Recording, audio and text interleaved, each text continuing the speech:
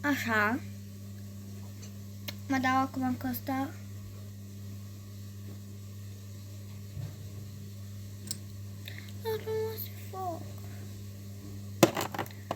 Așa. Și vreau să mă dau cu rimel acum.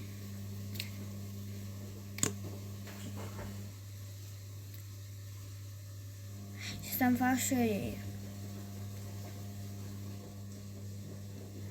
Ăsta mă zică să dă și pe... Mai minute băga în camera. Mă postează pe YouTube.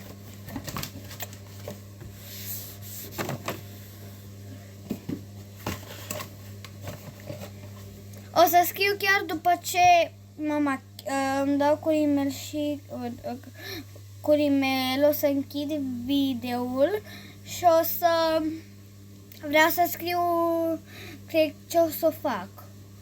Mai mă gândesc până atunci că mai simt 10 minute durează să mă dau cu rimel până mi se usucă, până fac părul.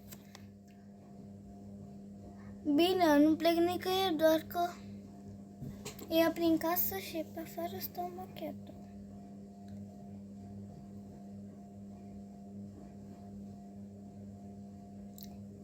Eu fără machiaj nu pot să trăiesc.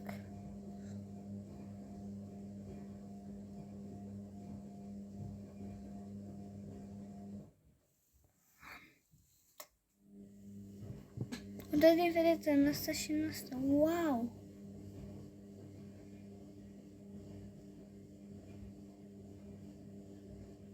Wow! L-ador asta. Nu vreau mă să te consumi. Nu vreau.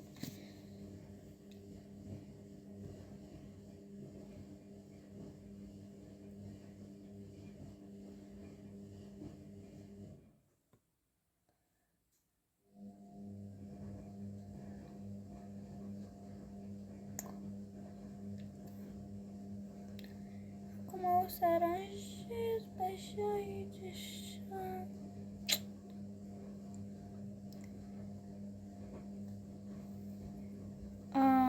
What the fuck, Irco?